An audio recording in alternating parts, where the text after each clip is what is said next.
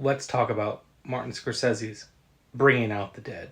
Hey guys, Michael here from the Shameless Picture Show. I'm talking about, as I said before, Martin Scorsese's Bringing Out the Dead, which was just re-released in 4K ultra high definition from Paramount Pictures. What I think of the film? Let's find out. Bringing Out the Dead, directed by Martin Scorsese, written by Paul Schrader, stars Nicolas Cage. He plays a character by the name of Frank Pierce. He's an ambulance driver on the brink of madness.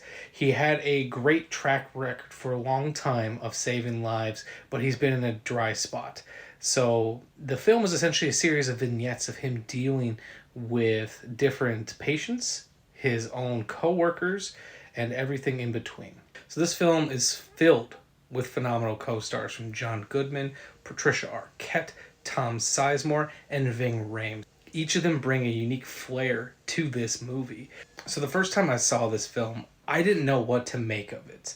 It was very different than any other Martin Scorsese film I had seen at that time, and I was still pretty new to his filmography. I would say I saw this movie probably beginning of film school. So I had seen Casino, I had seen Goodfellas, and I had seen, some of those films, but some of his smaller films, I don't think I had even seen Taxi Driver yet at this point. But so this was definitely a shock to my system because I was not used to the more experimental side of Martin Scorsese, and I hadn't become the die-hard Nicolas Cage fan that I am now. There was a period of time where Nicolas Cage was kind of a faux pas actor, not because he was doing bad work, because it was very easy to hate on him. Nicolas Cage just does the same thing in every movie, and not realizing how nuanced his performance can be. He's more than just the Cage Rage guy. He has so much nuance in his performance, and he really shows it in this film. And this is a really interesting 1-2 punch with something like Taxi Driver. It's Martin Scorsese and Paul Schrader exploring similar themes of loneliness and depression, just in a very different backdrop. One thing that I had not realized the first time I saw this movie is how absolutely funny this movie is.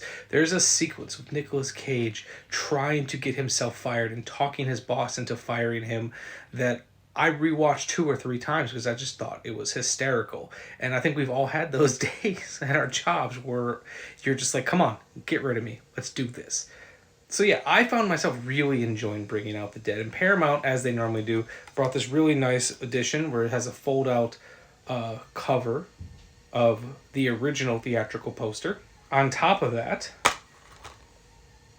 these really beautiful discs housed on the inside. I'm a big fan of artwork on discs. On top of that, there's also some images from the movie. Sorry about my ring light. With Nicolas Cage, his co-stars. I didn't even talk about Patricia Arquette. She leaps off the screen in every scene that she's in.